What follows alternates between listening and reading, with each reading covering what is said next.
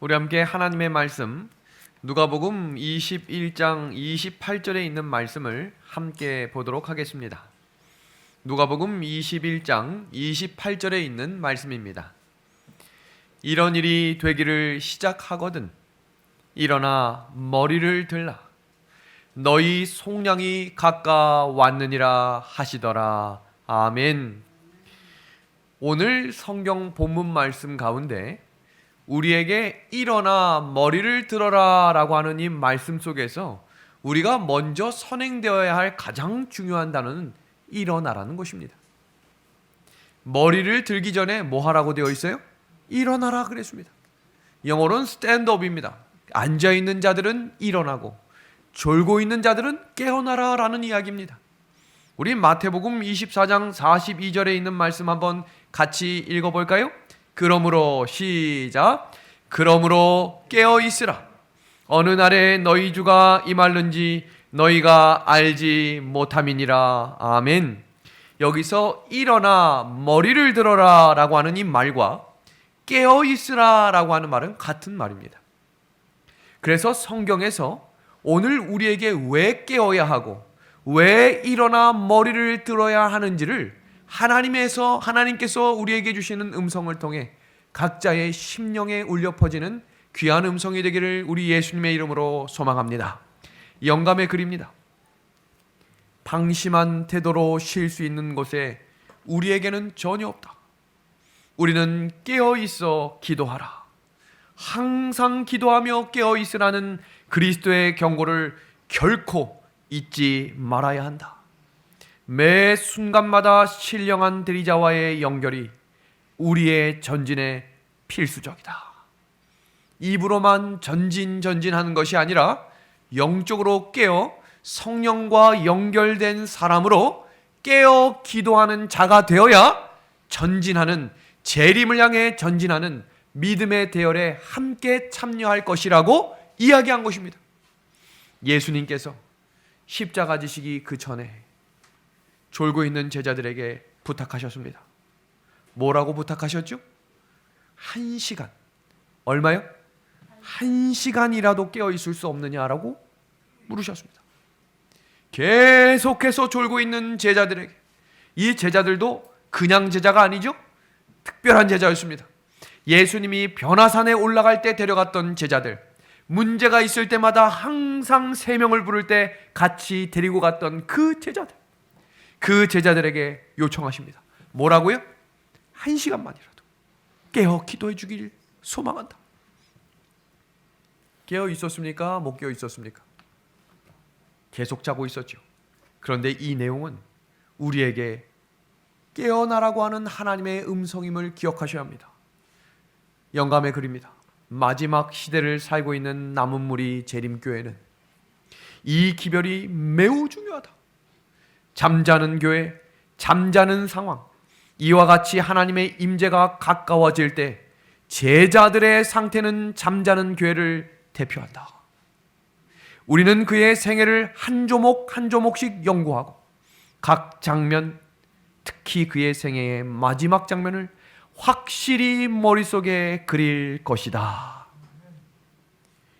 이어지는 우리 증언의 말씀을 살펴보면 우리에게 너무나 충격적인 말씀을 계속해서 하고 있습니다. 시험에 들지 않게 깨어있어 기도하라. 마음에는 원이로되 육신이 약하도다. 가장 중요한 시간에 예수께서 특별히 깨어있으라는 부탁을 한 그 시간에 제자들은 자고 있었다.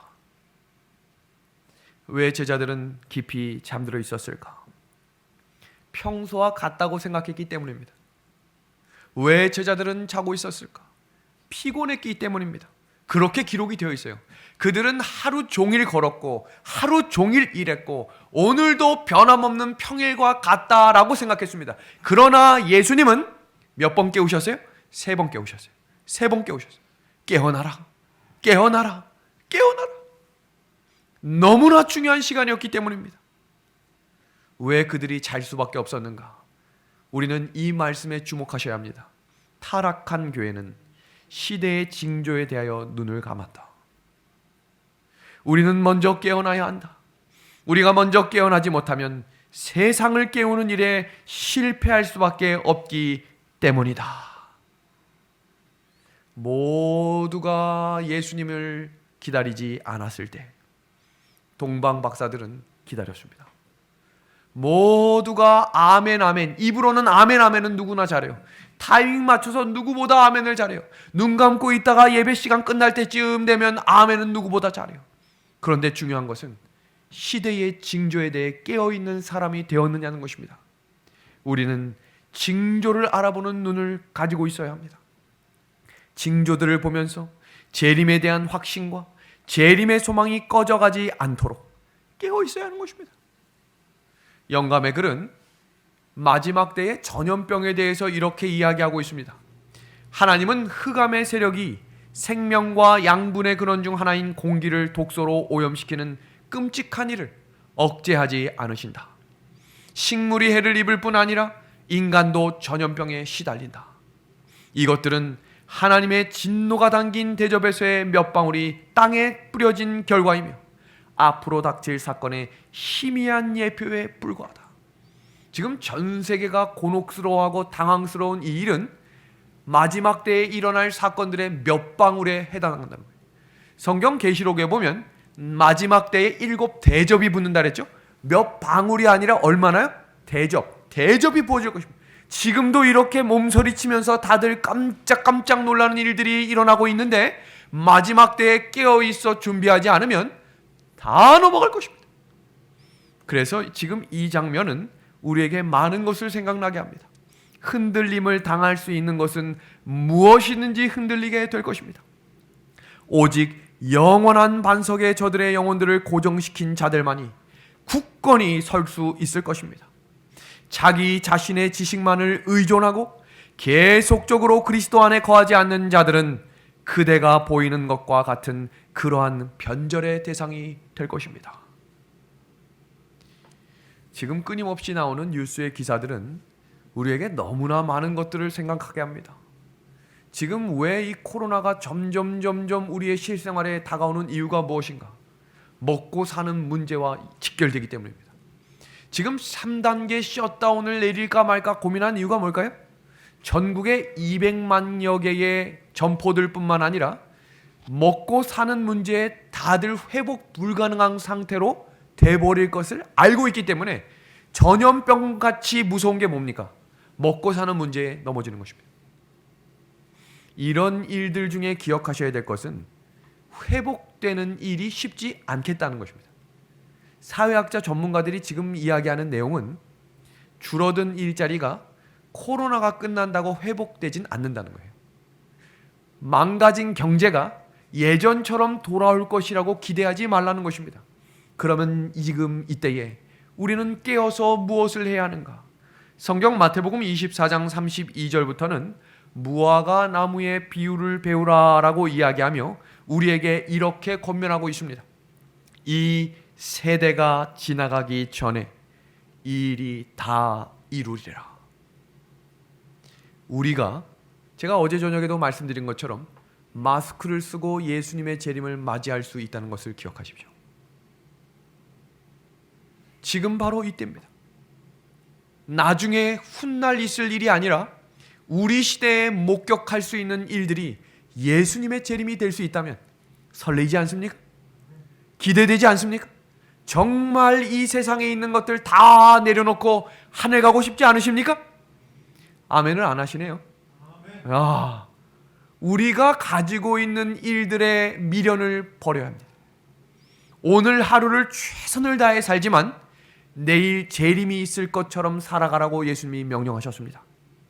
성경 신약 시대뿐만 아니라 구약 시대에 살았던 믿음의 사람들도 예수님의 재림을 기다리며 살았습니다.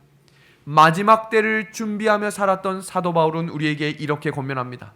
너희가 이 시기를 알거니와 자다가 깰 때가 벌써 되었으니 이는 이제 우리의 구원이 처음 믿을 때보다 가까웠음이니라. 아멘. 맞습니까? 처음 믿었을 때보다 점점 더 가까워지고 있는 거 맞습니까? 확실합니다. 사도 야고보도 마지막 시대를 살아가는 성도들에게 이렇게 권면했습니다. 너희도 길이 참고 마음을 어떻게 하라고 되어 있어요? 굳게 하라. 준비하라는 것입니다. 준비하라는 것입니다. 왜요? 주의 강림이 가까우니라. 예수님을 가장 곁에서 모셨던 사도 요한도 마지막 때를 살아가는 성도들에게 이렇게 권면합니다. 아이들아, 이것이 마지막 때라. 적 그리스도가 이르겠다 함을 너희가 들을 것과 같이 지금도 많은 적 그리스도가 일어났으니, 맞습니까? 지금처럼 이렇게 많은 적 그리스도가 내가 그리스도다라고 말하는 사람이 이렇게 많았던 시대가 없습니다. 이러므로 우리가 언제인 줄을 깨달아야 된다고요? 마지막 때인 줄을 알아야 한다. 우리 예수님이 다시 오시는 그때에 고개를 숙인 사람은 예수님을 볼 수 없습니다. 그래서 우리의 성경 말씀은 일어나 머리를 들어라 라고 이야기하며 고개를 들어 주를 맞이하라 라고 이야기하는 것입니다. 우리 찬미가 중에 고개 들어, 그 다음 뭐예요? 주를 맞이해. 선행돼야 될 것이 뭡니까? 먼저 무엇을 들어야 되는 거예요? 고개를 들어야 주를 맞이할 수 있다는 것입니다. 이것은 1차적으로 실제로 우리의 고개를 드는 것도 이야기하지만, 두 번째 적용은 우리의 생각과 우리의 행동과 우리의 마음이 세상 일에 치우치는 일들을 중지하라는 것입니다. 그리고 고개를 들어 하늘을 향해 걸어가는 백성들로 회복되어야 한다는 것입니다. 마지막 때의 이 짐승의 표 환난과 아마겟돈 전쟁이 일어나는 이 중간 시대에 우리는 살아가고 있습니다. 살아가고 있습니다. 살아갈 것이 아니라 지금 우리가 그 시대를 살아가고 있습니다. 사탄은 지금 자신을 도와 싸울 자신의 세력을 모으고 있고, 하나님 또한 하나님의 충성된 백성들을 모집하고 계십니다. 어느 편에 서시겠습니까? 우리가 어제 저녁 배웠던 이야기가 영적 경계선의 중간에서 머뭇머뭇거리지 말고 하나님 편에 서야 한다. 그 내용을 어제 우리가 살핀 것입니다. 그럼 사탄이 하는 일을 아주 일목요연하게 좀 정리해드리겠습니다. 사탄은 거짓말을 해서라도 하나님의 백성들을 속일 것입니다. 안전하다, 평안하다, 문제없다, 예전과 같이 될 수 있다, 걱정하지 말아라.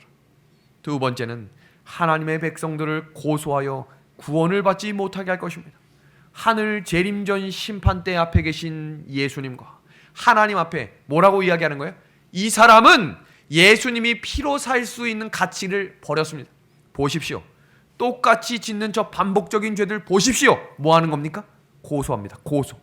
그때 우리의 변호사, 중재자, 중보자 되시는 예수님께서는 아니다, 아니다, 돌아올 것이다, 회개할 것이다, 그러면서 우리에게 뭐라고 말씀하시는 거냐면 일어나 머리를 들라고 말하는 것입니다. 그리고 사단의 세 번째 작전입니다. 전도하는 길을 막아서 복음이 전파되지 못하도록 할 것입니다. 어제 말씀을 함께 청취하신 한 장로님께서, 목사님, 우리 교회도 올해 이렇게 코로나로 인해 문 닫는 교회의 형편이었지만 16명이 침례를 받고 예수님을 개인의 구주로 영접하였습니다. 하나님의 교회는 죽지 않습니다. 하나님이 붙들어 주시기 때문에 여전히 일하는 교회가 될 것이며, 어떻게 하나님의 나라의 일들을 확장할 것이 고민하는 백성들이 모이는 것입니다. 네 번째입니다. 마음밭에 뿌려진 말씀의 씨앗을 빼앗아 자라나지 못하게 할 것입니다. 지금 이 순차적인 내용들이 지난 2달간 우리가 매 안식일마다 살폈던 주제입니다. 그리고 이어지는 다섯 번째는 진리가 뿌려진 마음밭에 혹은 교회에도 계속해서 뭘 뿌리는 거예요? 가라지를 뿌리는 것입니다. 씨를 가져가기도 하지만 그 씨가 혹시 자라날지라도 뭐에 가려지게?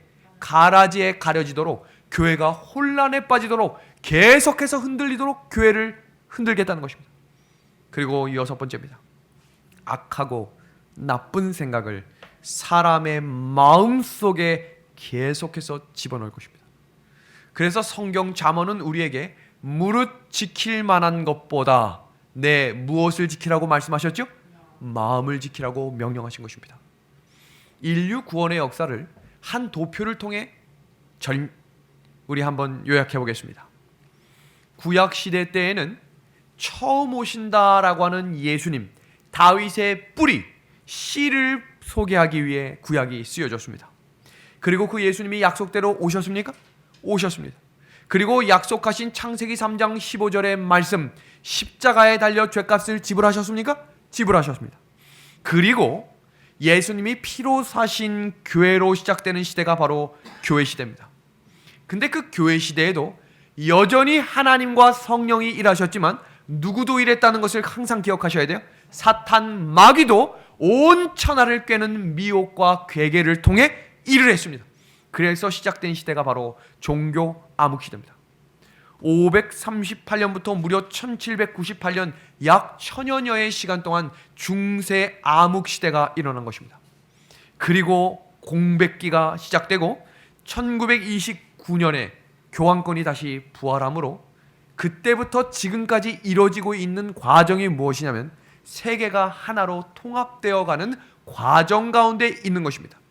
그리고 지금 이 점으로 보이는 이 시기에 일어나는 일들이 무엇인지를 살피겠습니다. 첫 번째, 세계 나라들과 종교가 연합되는 것입니다. 이 내용을 우리가 지난주 토요일, 일요일 법령이 가까이 왔다라고 하는 내용으로 자세히 살폈습니다. 두 번째, 이제 곧 일어날 일들이죠. 남은 자손들에 대한 박해가 지금 이렇게 방울로 떨어지는 고난이 아니라 어떻게 해요? 대접으로 부어지는 고난과 핍박이 시작된다는 것입니다. 세 번째는 그때 일어나는 일은 바로 교회의 정화, 알곡과 가라지가 구분되므로 알곡들에게 늦은 비 성령의 폭포수 같은 성령의 역사하심이 일어나는 것입니다. 이때 바로 성경에서 이야기하신 천국 복음이 온 세상에 전파되리니 그제야 뭐가 오겠다고요? 끝이 오겠다고 하는 것을 목격하게 될 것입니다. 그리고 마지막 구원받을 자들의 이마에 뭐가 쳐지는 겁니까? 일이 쳐진다라고 하는 이야기를 우리가 살폈습니다. 그 공백기의 시작이 뭐로부터 시작될 것이냐면 일요일 법령으로 시작될 것이며 그 일의 끝이 늦은 비 성령의 역사로 마무리된다는 것입니다. 그래서 그 세계 통합 시대로부터 시작되는 일들이 종말의 징조들인데 아무리 보고 아무리 봐도 지금 일어나는 일들이 세상이 끝을 향해 가고 있다는 사실을 예수님도 모르는 사람들이 인정하기 시작했다는 거예요. 이제 아시겠습니까? 그리고 이 늦은 비 성령의 역사하심이 시작되는 그 순간부터 알곡과 가라지가 구분되어 있기 때문에 이제 누구만을 공격하는 겁니까? 알곡들에게 늦은 비 성령의 역사를 가지고 세천사의 기별을 놀랍게 외치는 사람들에게 무슨 재앙이 시작되는 겁니까? 7 재앙이 대접으로 부어져 내리는 것입니다. 그 가운데 6번째 재앙, 아마겟돈 전쟁, 그때 그 끝에 뭐가 일어나는 거예요? 예수님의 재림이 일어납니다. 그리고 인류 구원의 세상의 역사는 여기서 끝나는 것이 아니라 1000년 동안 구원받은 백성들이 하늘에 거하면서 생활하다가 이 땅에 새 하늘과 새 예루살렘이 내려오는 그때 이제 영원한 하나님의 나라가 완성이 되는 것입니다. 지금 보시는 이 빨간색 박스가 지금 우리가 살아가고 있는 세상입니다. 불과 몇 주 전에 자꾸 로마 교황청은 정치적 발언을 쉼없이 쏟아내고 있습니다. 그 과정을 하나 소개합니다. 프란치스코 교황이 이렇게 이야기를 했어요. 이제 우리는 한 배를 탔다. 무슨 배 탔다고요? 한 배 탔다. 이 말은 무슨 말이에요? 이제 우리는 다 한 팀이다 이 말이에요. 이어지는 내용입니다. 폭풍은 우리의 취약함과 일상을 채우던 불필요한 거짓 확실성을 드러낸다. 지금은 하느님이 심판하시는 때가 아니라 우리 스스로 무엇이 중요한지를 선택해야 할 시간이다. 그리고 또 한 번 이야기한 게 무슨 이야기였냐면 일요일 법령을 신속히 확정해야 한다 이렇게 얘기했어요. 확정해야 한다. 마지막 때에 일어날 사건들의 순서를 다시 한번 정리합니다. 이것은 성경적인 순차적인 방법입니다. 지진과 전염병과 재난의 징조들이 끊임없이 일어나는 다음 사건은 경제가 크게 흔들리겠다는 것입니다. 경제가 크게 흔들리겠다는 거예요. 경제가 크게 흔들리는 일들 그 가운데 짐승의 표 환란 일요일 법령이 내려지게 될 것이고 일요일 법령과 함께 우리에게 늦은 비 성령의 역사가 일어나면 그때 7 재앙이 벌어질 것이며 그 6번째 재앙 아마겟돈 전쟁 끝에 우리 예수님이 재림하신다는 것입니다. 그럼 이 짐승의 표 환란이 7번째 재앙이 내리기 전 일요일 법령이 내려질 때 일어날 일들이 무엇인가? 하나님은 언제나 세상의 역사를 성경에 기록하셨고 성경 역사 가운데 마지막 때의 사건들을 미리 역사적으로 보여주셨다는 사실을 기억하셔야 합니다. 다니엘 3장에 다니엘 세 친구가 왕이 세운 금신상에 절하지 않았던 이 장면은 마지막 때에 일어날 사건과 동일한 사건입니다. 다니엘 3장 12절에 모두가 경배하라라고 하는 음성이 울려 퍼질 때 단 3명 하나님의 인을 받은 사람들, 하나님의 충성된 그리스도인들은 절하지 않았어요. 계시록 13장의 이야기입니다. 마지막 때에 큰 이적을 행하는 적그리스도가 나타납니다. 경제가 다 무너지고 이제 더 이상 경제가 경제답게 움직이지 못하는 때가 시작될 것입니다. 그럼 그때 어떤 일이 일어나는가? 큰 이적을 행하는 적그리스도가 일어납니다. 그리고 뭐라고 이야기하냐면 하늘로부터 땅에 불이 내려오고 예수님께서 성경상에 역사하셨던 병든 자를 고치며 죽은 자들이 살아나게 하는 이상한 미신과 같은 일들이 세계 뉴스의 곳곳에서 사람들 귀에 눈과 현혹하게 될 것입니다.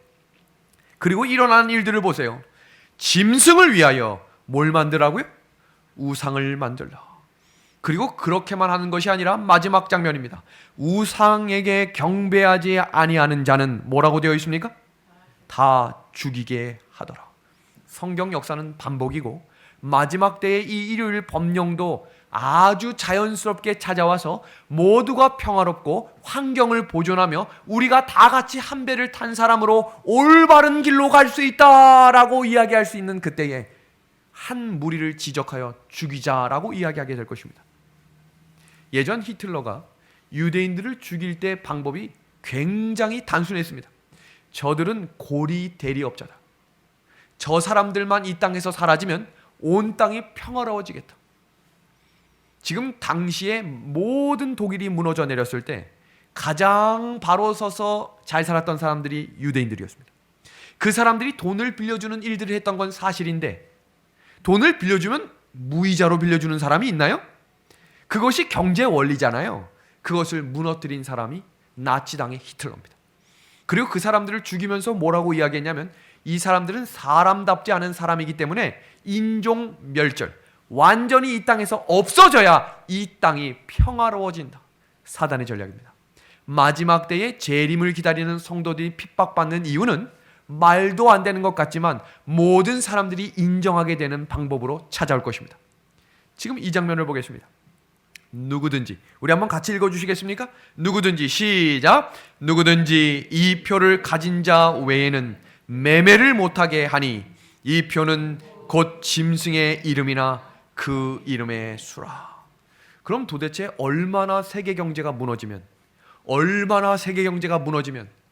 그 표가 없으면 살 수 없게 만들까? 지금 대한민국도 3단계 셧다운 된다고 하자 자꾸 마트에 찾아가 가지고 라면, 먹을 것들 막 사놓는 장면들 뉴스에서 보셨죠? 필리핀이나 이런 셧다운이 그 사람들은 3단계로 넘어가면서 나오면 총을 쏴 죽였대요. 그러니까 먹을 것이 없기 때문에 그 사람들은 목숨을 걸고 먹을 것에 치중하기 시작합니다. 그런 시대가 온다는 것입니다. 지금 이런 이야기들이 나중 시대의 먼 이야기 같지 않고 왠지 우리 시대에 일어날 것처럼 자꾸 생각되지 않습니까? 별거 아닌 것 같은 일들로 사람들이 흥분하고 별거 아닌 것 같은 일들에 사람들이 광분하는 일들이 시작되고 있습니다. 그런데 왜 이런 일들이 가능할 수 있는가? 지금 이 장면을 보시면 깜짝 놀랄 것입니다. 바티칸의 재력에 대해 쓴 책 바티칸 빌리언스라고 하는 이 책에 이런 내용이 있어요. 카톨릭 교회는 부를 축적하고 막대한 자산을 보유한 현존하는 가장 막강한 재정 능력 집단이다. 노란 박스입니다. 아무도 현실적으로는 그 재산의 가치를 숫자상으로 평가할 수 없다. 우리 구글의 검색을 로마 가톨릭 교회가 세상에서 가장 부유한 조직입니까? 라고 질문하시면 다음과 같은 대답으로 슈퍼컴퓨터가 대답을 합니다. 교회의 귀중한 예술 작품들, 토지, 금 그리고 전 세계에 투자한 자금들을 볼 때 지구상에서 가장 부유한 기관 중에 하나가 어디라고요? 로마 가톨릭입니다. 지금 이 장면은 우리에게 한 번 더 깜짝 놀라게 하는 만한 사진입니다. 미국 경제 전문지 포춘이 선정한 세계에서 가장 영향력 있는 지도자 1위로 선정된 사람이 로마 교황입니다. 세계에서 가장 영향력 있는 인물 1위가 누구라고요? 한 나라의 대통령이나 전 세계를 뒤흔들고 있는 연예인이 아니라, 스포츠 스타가 아니라 누구라고요? 로마 교황입니다. 이것은 단순히 한 가지 사실이 아니라 성경 예언에 나온 말씀입니다. 용이 자기의 능력과 보좌와 큰 권세를 그에게 주었다고 되어 있어요. 용은 누굽니까? 사탄 마귀죠. 사탄은 언제나 대리자를 통해 일을 합니다. 이어지는 구절입니다. 짐승에게 뭐 하라고요? 경배하라. 기억하십시오. 다니엘과 세 친구의 믿음은 금신상 앞에서 준비됐던 것이 아니라 지금 준비한 것입니다. 지금. 그 믿음을 준비되고 하나님께 충성함으로 순교의 자리를 믿음으로 준비하는 사람들에게 하나님은 성령의 역사를 부어 주실 것입니다. 이어지는 장면입니다. 누가 능히 이와 더불어 싸우리요. 지금 보시는 이 사진은 우리에게 뭘 가르쳐 주나 보세요. 유엔 총장이, 유대교의 대표가, 불교의 대표자가, 미국의 대통령이, 개신교의 대표자가, 쿠바의 대통령이, 러시아의 대통령이, 러시아 정교의 대표가 모두 다 교황 앞에 머리를 숙입니다. 격동의 세계사를 거치며 전 세계적인 존경과 막강한 영향력을 갖춘 거대 권력이 될 수 있었던 것은 지금까지도 역사의 수수께끼며 교황 제도의 가장 놀라운 성과라고 사람들은 평가합니다. 그런데 로마 교황도 시대에 따라서 강조했던 것이 달랐어요. 1997년 요한 바오로 2세는 창조주 사역과 주님의 부활과 그때부터 강조했던 단어가 뭐였냐면 주의 날, 주일, 일요일을 강조하기 시작했습니다. 그 다음 교황도 진리 위의 사랑, 진리 안의 사랑이라는 책을 베네딕토 16세가 2009년에 펴냈는데 그가 강조했던 게 뭔지 보십시오. 세계화의 일치입니다. 세계화의 일치. 그러니까 세계가 뭐가 되어야 된다는 거예요? 하나가 되어야 돼요. 하나가. 정치, 경제, 문화, 교육 다 뭐가 돼야 된다는 거예요? 하나가 되어야 된다. 그리고 지금 현재 교황이 쓴 책이 찬미 받으소서라고 하는 책을 2015년에 펼쳐냈는데 뭐를 강조했나 보십시오. 하나님의 피조물, 환경과 생태 문제, 지구 환경 보존 문제, 그리고 뭘 강조했어요? 일요일 휴식을 법제화해야 한다는 것을 지금 강조합니다. 지난주 설교가 마치고 많은 집사님들이 저에게 보내주신 한 톡의 카톡이 이것입니다. 000 현장 일요일 휴무제 2020년 12월 13일 일요일부터 일요일을 의무화로 쉬어야 한다는 법적 조치가 내려왔어요. 이 사실을 뉴스에서 보신 분 있습니까? 입법화가 됐는데, 법으로 제정이 됐는데 사람들이 모르고 진행이 된 거예요. 근데 지금 이것이 사람들의 시선을 집중하지 못하는 이유는 더 시급한 문제가 있죠. 먹고 사는 문제 때문에 사람들은 이것이 중요한 게 아니에요. 그런데 이것도 사단의 계획입니다. 보겠습니다. 사탄은 다음과 같이 말한다. 음식과 의복의 부족에 대한 공포심 때문에 그들은 하나님의 율법을 범하고 세상과 연합할 것이다. 세상은 전부 나의 통치 아래 있게 될 것이다. 이것이 바로 성경 예언의 마지막 일어나야 될 1%의 예언, 짐승의 환란의 예언인 것입니다. 이 짐승의 표 환란과 하나님이 사용하시는 두 백성의 큰 차이가 무엇인가? 진리의 짐승의 표가 어떤 성도가 환란을 통과하는지를 이렇게 설명하셨어요. 정확한 진리와 예언의 빛을 가진 성도들, 하나님의 계명을 지키고 사랑이 식지 않은 성도들을 하나님은 사용하시겠다 약속하셨습니다. 지금 이 사진은 구약 성경부터 언제나 선악의 싸움은 이어왔고 언제나 선악의 싸움은 두 갈래로 나뉘어졌습니다. 그 첫 번째는 예루살렘과 바벨론으로 나뉘어져서 하나님의 성전과 세상의 성전이 싸우는 일들이 일어났고 누가 이기는 것처럼 보였죠?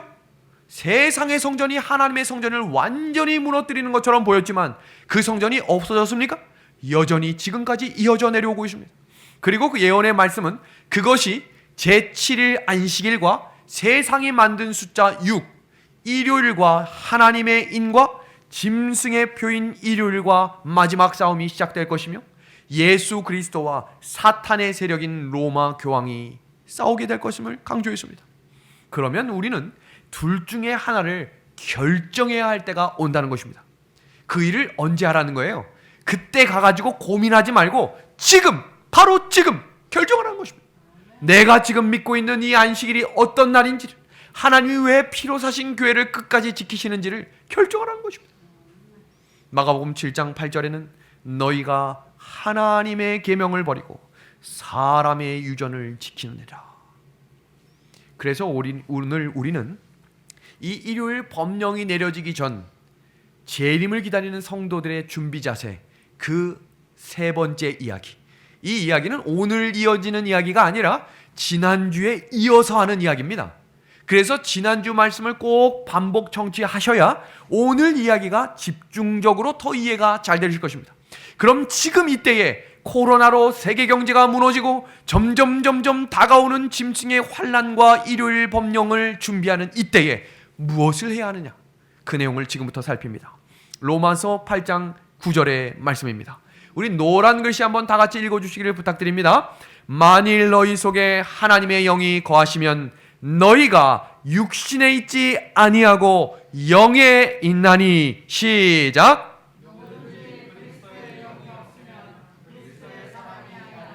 너무 중요한 말씀이죠. 누구든지 그리스도의 영이 없으면 누구의 사람이 아니라고요? 지금 예언만 가지고 지식만 가지고 있다고 그 일을 준비하는 사람이 아니라 마음 가운데 누구의 영이 있어야 되는 거예요? 그리스도의 영이 있어야 그 일들을 준비할 수 있다는 것입니다. 그것을 성경은 성령 충만이라고 이야기하는 것입니다.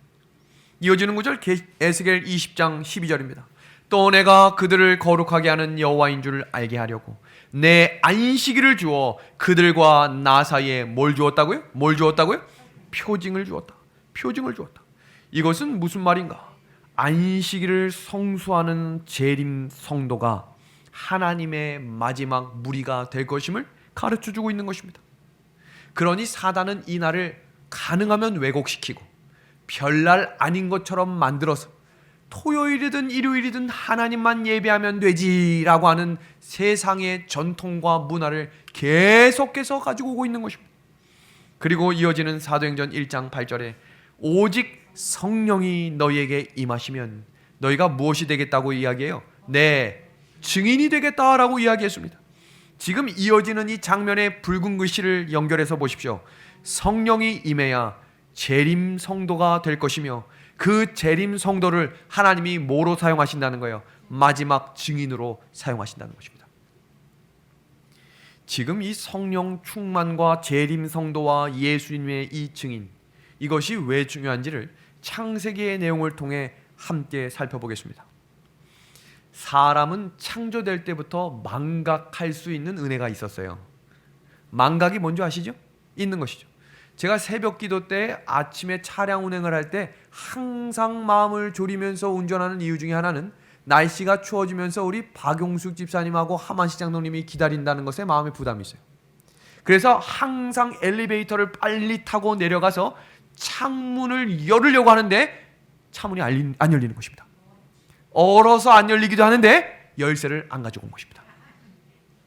그러니까 열쇠를 항상 걸어놓는데 걸어놔도 아침에 새벽에 저도 정신이 멀쩡하지 않을 때가 있다는 거겠죠.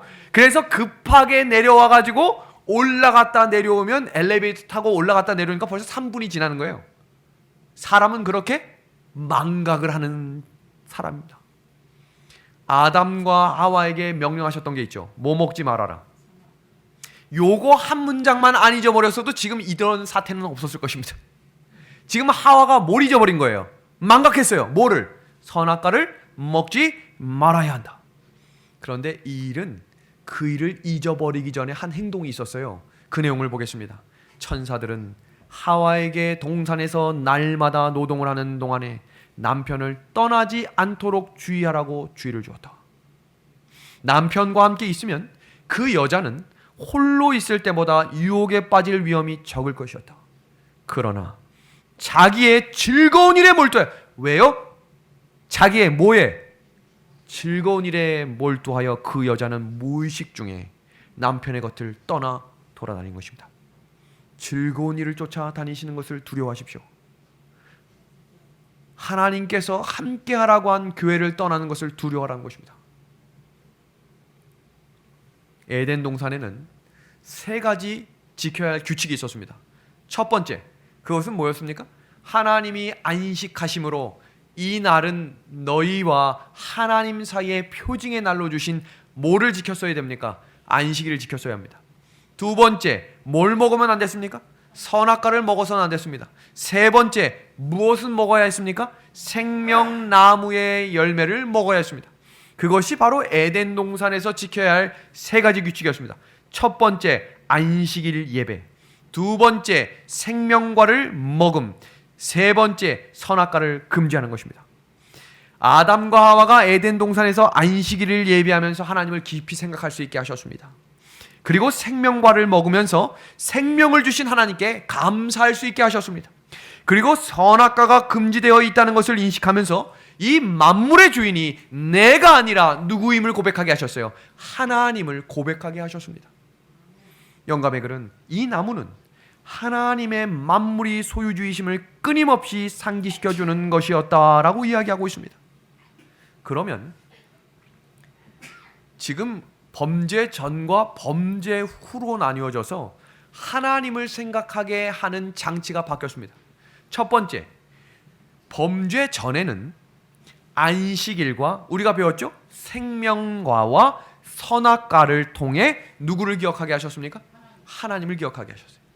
그런데 범죄 이유는 바뀌었습니다. 첫 번째, 여전히 뭔 존재했습니까? 안식일은 존재했지요. 그리고 하나님이 무엇을 주셨냐면 그때부터 말씀을 주셨어요. 성경을 주셨어요. 성경을 통해 누구를 기억하게 하셨어요? 요한복음 1장 1절에 태초에 무엇이 계셨다? 말씀이 계셨다. 이 말씀이 곧 누굽니까? 말씀이 육신이 되어 이 땅에 오신 분이 누구십니까? 예수 그리스도입니다. 그 예수 그리스도를 알고 지키고 따라가게 하신 그 은혜를 사람이 알지 못하도록 누가 공격할까요? 사탄이 공격하겠죠. 예수님을 만나고 예수님을 알고 예수님을 지킬 수 있는 길이 성경이라는 것을 알기 때문에 사탄은 무슨 방법을 통해서도 성경을 못 읽게 만드는 것입니다. 개신교회에서 1800명을 대상으로 성경을 얼마나 읽으십니까? 라고 질문한 앙케이트 조사가 발표되었습니다. 저는 우리 은하수 교회 성도들은 여기에 해당하지 않을 것을 믿습니다. 만약에 여기 동의하시면 잠시 후에 아멘을 화답해 주시길 부탁드립니다. 10명 중 8명은 성경을 읽지 않는다. 10명 중 8명은 성경을 안 읽는데 그럼 그 중에 성경을 매주 읽는다라고 하는 사람 19.5%의 사람들은 성경을 얼마나 읽으십니까? 라는 질문에 매주 성경을 읽는 시간은 평균적으로 1시간 45분 읽습니다 라고 이야기했습니다. 이 1시간 45분은 전체 시간의 1%입니다. 1%. 우리가 먹고 살고 즐기고 행동하는 모든 일, 제가 그래서 이걸 시간분해를 해봤더니 최근에 드라마의 시간대가 90분 정도 하더라고요. 일주일에 드라마는 5번을 보면서 성경을 읽고 있지 않는 사람들이 교회 다니는 사람들입니다. 지하철과 대중교통을 이용하며 밀린 예능과 읽어야 할 소설들, 세상의 카톡들, 세상의 만화들은 다 보면서 성경을 읽을 마음조차 없어지게 만든 것은 사단의 정신이라는 것을 기억하셔야 합니다. 마지막 때에 흔들리고 넘어지는 사람들의 특징은 다음과 같습니다. 하나님의 말씀에 신앙의 기초를 두지 않고 사람의 의견에 신앙의 기초를 두었던 사람들은 이때에 즉시 그들의 견해를 바꾸었다. 의지가 박약하고 겁이 많은 자들은 조롱하는 자들과 합세하여 다시는 두려워하거나 재림을 기다릴 필요가 없다고 주장하였다.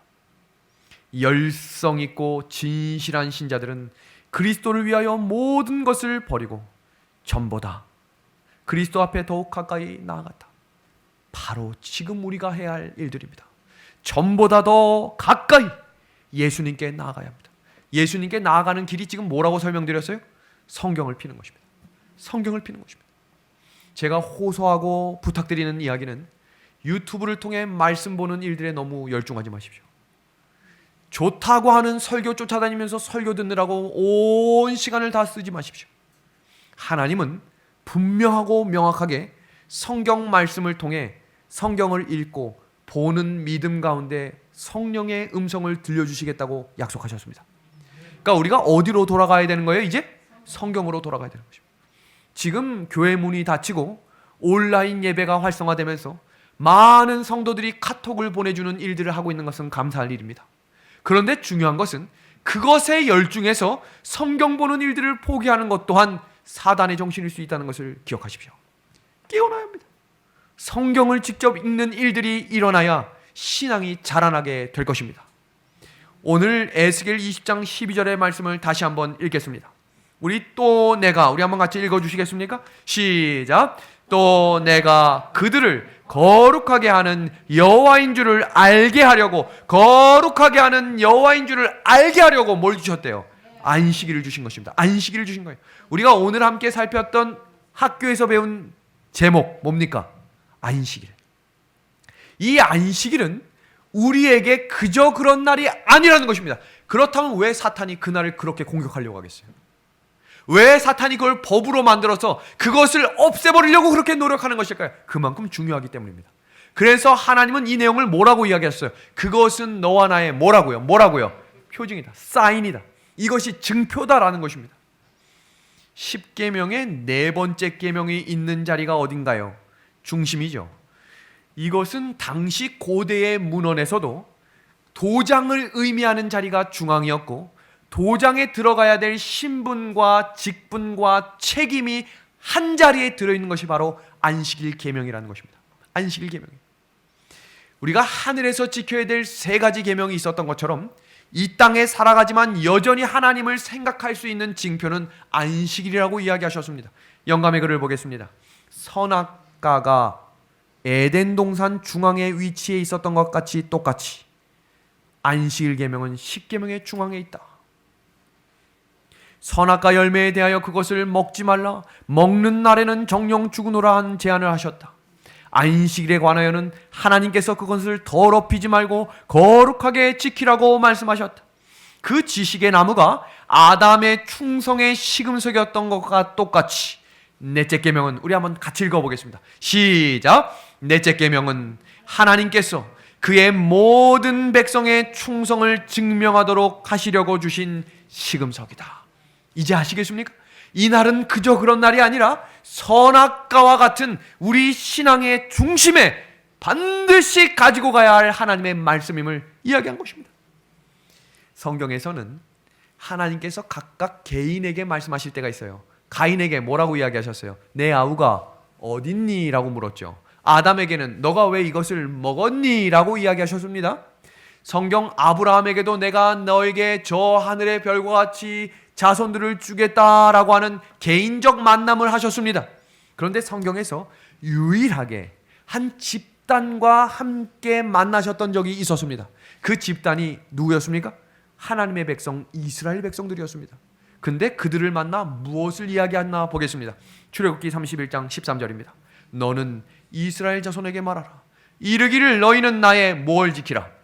안식일을 지키라. 이는 나와 너희 사이에 너희 대대의 표징이니 나는 너희를 거룩하게 하는 여호와인 줄을 알게 하라. 왜 하나님께서 직접 이스라엘 백성들 앞에 임재하셔서 왜 그토록 중요한 시간에 안식일만을 강조하셨을까? 그 이유는 에스겔 20장 16절의 말씀에 분명하게 소개하고 있습니다. 그들이 마음으로 우상을 따라 나의 규례를 업신여기며, 자, 하나님의 백성들이 하나님을 업신여기는 방법이 무엇이었냐면 우상이었습니다. 우상. 그런데 이어지는 구절 보세요. 나의 율례를 행하지 아니하며 나의 안식일을 더럽혔다. 그러니까 이 선행 구절, 하나님이 안식일을 주신 이유는 우리를 지켜주시기 위함이었어요. 우리가 안식일을 지키는 것이 아니라 하나님이 우리를 지켜주시기 위해 뭘 주신 거예요? 안식일을 주신 것입니다. 이것을 현대 의미로 설명드립니다. 안식일을 제대로 지키지 못하도록 만드는 모든 것이 우상의 일종이고, 안식일을 범하게 하는 행위를 계속하고 있다면 그것이 뭘 하는 겁니까? 우상을 섬기는 것입니다. 그래서 이 안식일은 내가 안식일을 지켰기 때문에 구원의 과정에 합류하는 것이 아니라 구원받은 백성을 지켜주시기 위해 하나님이 허락하신 날이 안식일이므로 이 안식일을 복되고 거룩하게 지킬 수 있는 성도들이 되어야 한다는 것입니다. 지금 이 장면을 한번 같이 보겠습니다. 우리가 안식일을 어떻게 지켜야 할까? 성경 이사야에서는 이날은 기쁜 날이다, 정말로 행복한 날이다 그랬어요. 우리 윤태섭, 윤예섭이에게는 이 안식일이 가끔은 지루한 날이기도 합니다. 어린이가 없기 때문이겠죠. 제가 그때마다 이야기하는 건 지금 전국의 모든 어린이빠는 다 개개인 가정에서 드리고 있다라고 이야기합니다. 그럼에도 불구하고 제가 어린 시절에 안식일은 억압의 날이었어요. 해가 지기 전엔 사 먹을 수 없고, 혹시라도 그 일들을 했을 때는 과중한 처벌을 받게 되는 일들도 경험했습니다. 그리고 예배일에 무엇을 간다, 무엇을 산다는 것은 감히 상상할 수 없는 일들이었습니다. 그런데 우리가 안식일의 의미를 정확히 이해하셔야 합니다. 왜냐하면 하나님께서는 이 안식일을 통해 하나님을 생각나게 하는 일이라고 했기 때문에 우리가 뭘 사먹지 않는 것으로 하나님을 생각할 수 있는 건 아니에요. 맞습니까? 분명한 일은, 우리가 하나님을 생각나게 하는 일들은 하나님이 성경에서 말씀하셨을까요? 오늘부터 지금 가장 중요한 시간을 시작하겠습니다. 안식일을 어떻게 보내야 하는가? 안식일을 어떻게 준비해야 하는가? 그 내용입니다. 자, 그 내용을 이해하기 위해서 우리는 출애굽 당시에 만나를 주셨던 장면으로 같이 넘어가겠습니다. 성경 출애굽기 16장에는 만나가 어떻게 내렸다 그랬죠? 날마다 내렸습니다. 날마다. 그래서 뭐라고 되어 있어요? 날마다 오더라고 되어 있어요. 언제 내렸습니까? 새벽에 내렸습니다. 그래서 우리가 새벽 기도를 제가 계속해서 강조하고 전진하는 것입니다. 이 내용을 통해 우리가 확인할 수 있는 것은 만나가 언제나 내렸죠? 안식일에 내리지 않았어요. 토요일에 내리지 않았어요. 그래서 만나를 거들어갈 때 중앙에서 광고를 했겠죠. 오늘은 내일이 안식일이니 몇 배를 거둬야 합니다. 2배 거두십시오 라고 이야기합니다. 다른 날도 그렇게 했다가는 다 썩었습니다. 그런데 금요일 예배일만큼은 2배를 거둬도 썩지 않았습니다. 하나님께서 400년 동안 넘는 시간 동안 끊임없이 노예 생활을 했던, 먹고 사는 문제에 치중했던 그 이스라엘 백성들에게 훈련시켰던 하나의 제도는 먹는 것을 통해 예배일을 확정하게 하신 것입니다. 이어지는 장면, 영감의 글은 이렇게 소개합니다. 안식일 전날은 예비일이 되어야 하므로, 뭐가 되어야 하므로? 예비일이 되어야 하므로 거룩한 시간을 위하여 모든 것을 미리 준비할 수 있어야 한다. 제가 감히 말씀드릴 수 있는 건, 우리가 사랑하고 지키고 있는 이 교회가 무너져 내릴 수밖에 없었던 이유는 안식일을 예배하는 날이 사라졌기 때문이에요. 잘 기억해 보세요. 예전 90년대, 2000년대에는 안식일을 예배하는 날들을 강조하는 일들이 있었어요. 그래서 목욕을 재개하고 음식을 미리 준비하고 그 일을 위해서 안식일을 복되게 지내기 위해 준비했습니다. 근데 금요일 해지는 시간 전까지, 또는 금요일 밤 늦게까지 일을 하고 토요일에 오면 무슨 일이 생기는가? 교회 와서 다 조는 것입니다. 교회 와서 바빠요. 왜 바쁠까요? 안식일 회의를 미리 준비 못했기 때문에 예배 시간에 말씀을 보는 시간이 아니라 회의를 준비하는 거예요. 예배일의 의미가 사라지기 시작했어요. 그 시작이 뭐로부터 시작됐는가? 예배일을 준비하는 예비일이 사라진 것입니다. 누가복음 23장 53절에서 54절, 제가 이번 주 어린이 설교는 꼭 들으시라고 제가 몇 번 강조했습니다. 그 이유는 예수님의 십자가의 이야기였기 때문이에요. 제가 영감의 글과 어린이 재미있는 성경 이야기를 읽으면서 많은 감동을 받는 이유 중에 하나는 예수님을 정말로 사랑했던 여인들이 있었죠. 그 여인들이 예수님께 발을 모략을 갖고 왔어요. 근데 막 왔는데 지금 누가? 니고데모하고 아리마대 사람 요셉이 그 부자 옷을 입고 예수님을 데려가자 안타까운 마음이 있었어요. 왜요? 우리가 정말 예수님 사랑해서 그거 바르고 싶었거든요. 근데 그 고대법에 한 번만 말하라고 되어 있지 않았어요. 자, 보겠습니다. 예수님이 십자가에서 몇 시에 돌아가셨죠? 3시. 그 당시에 레위기 23장 32절을 보면 안식일은 그 전 저녁부터 그 해가 지기 저녁까지니라 라고 되어 있어요. 그러면 시체를 닦아서 내리고 집어넣는 데에 걸린 시간이 3시간이라고 가정하겠습니다. 그러면 이제 해가 뉘엿뉘엿 지기 시작했죠. 자, 보겠습니다. 예수님을 정말 사랑했어요. 그럼 그 예수님을 정말 사랑했기 때문에 그 몸에 모략을 바르는 일을 하고 싶을까요? 정말 하고 싶겠죠. 그런데 성경 말씀을 보십시오. 깜짝 놀랄 겁니다. 보겠습니다. 이를 내려 세마포로 싸고 아직 사람을 장사한 일이 없는 바위에 판 무덤에 넣어두니 이날은 준비일이요 안식일이 거의 되었더라. 무슨 말인가요? 이 여인들은 예배일에 대한 기준이 명확히 있기 때문에 예수님이 돌아가셔도 안식일을 지켜야 했기 때문에 돌아갔던 믿음의 사람들이었어요. 그 여인들을 예수님은 칭찬하셨습니다. 안식일에 내 기분과 내 감정에 맞춰 하나님의 일보다 우선적으로 하는 일들을 멈추십시오. 그것이 마지막 싸움을 준비하는 신앙의 준비 자세이기 때문입니다. 우리는 평일과 예배일과 안식일에 대한 구분을 가지셔야 돼요. 성경의 하나님의 백성들은 첫째 날을 안식 후 첫째 날이라고 이야기했고 둘째 날을 안식 후 둘째 날이라고 이야기했고, 그러니까 지금 생활의 기준이 뭔 거예요? 안식일인 거예요. 셋째 날은 안식 후 셋째 날. 그래서 우리가 화요일 예배 때에 모여서 사회자들이 대부분 뭐라고 인사합니까? 안식 후 3일도 평안하셨습니까? 그것이 재림 성도의 모습입니다. 네 번째 날을 뭐라 불러요? 문화의 날, 수요일, 목요일 이렇게 이야기하지 않고 안식 후 넷째 날이라고 이야기하고, 그 다음에 또요 안식 후 다섯째 날, 그리고 여섯째 날은 안식 후 여섯째 날이라고 성경이 이야기하지 않고 뭐라고 이야기하냐면 예비일이라고 이야기해요. 그리고 안식일을 안식이라고 이야기하는 것입니다. 우리는 평일에 예비일을 위해 준비하며 살아가야 합니다. 예비일 오전까지는 모든 일이 마무리되도록 한 주일 내내 관심을 가지고 쓰셔야 합니다. 예비일은 안식일을 준비하는 날로 사용하셔야 금요일 저녁에 새벽 1시, 2시까지 예배 준비하고 다음 날 맞이하면 예배가 예배답지 못한 거예요.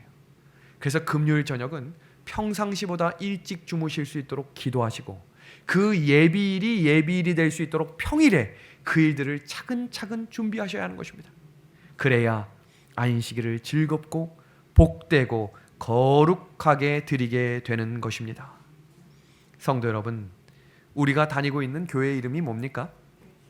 제7일 안식일 예수 재림교입니다. 이 교단 교칭에 있는 의미가 무엇이냐면 제7일 안식일을 지키면서 예수님의 재림을 기다리는 교회라는 뜻입니다. 이제 아시겠죠? 이 교회가, 하나님이 이 교회를 붙드시는 이유가 왜 신실한 백성들이 바로 서야 하는지를 깨닫게 되길 바랍니다. 영감의 글은 제7일 안식일 예수 재림교라는 명칭은 우리의 믿음의 특성을 눈에 띄게 나타내주고 의아한 마음을 가진 사람들에게 확신을 주게 될 것입니다. 이것을 기억해 주십시오. 이것이 우리에게 맡겨주신 사명입니다. 오늘 말씀을 정리하며 재림 성도의 재림 준비, 그 첫 번째, 일어나 뭘 들라고요? 머리를 들어라. 누가복음 21장 34절, 스스로 뭐 해야 한다고요?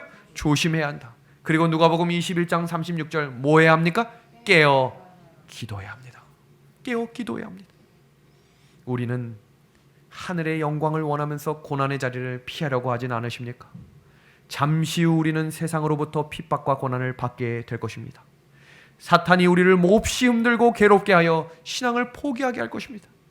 지금 목숨을 걸고 진리와 말씀에 순종하는 일이 습관이 되지 않으면 핍박이 몰아닥칠 때 힘없는 낙엽처럼 떨어지게 나가게 될 것입니다.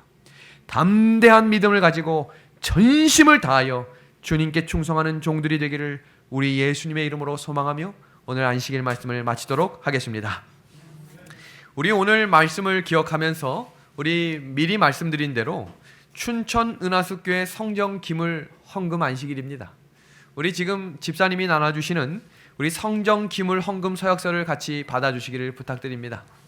우리 하나님의 은혜 가운데 춘천 은하숙교회 건축이 정말 은혜 가운데 진행되고 있습니다. 이제 이 교회가 외관이 마무리되고 다음 주부터는 1층 본관 인테리어가 시작됩니다. 이제 3주 후면 우리가 이사도 준비하게 될 것입니다. 은혜입니까? 은혜입니다. 정말로 하나님이 주신 은혜입니다. 우리가 가진 소중한 소망과 꿈은 입당 예배와 함께 헌당 예배를 함께 드리는 것입니다. 정말로 감사드립니다. 우리 믿음의 아내 가족들이 함께 해주심에 감사를 드립니다.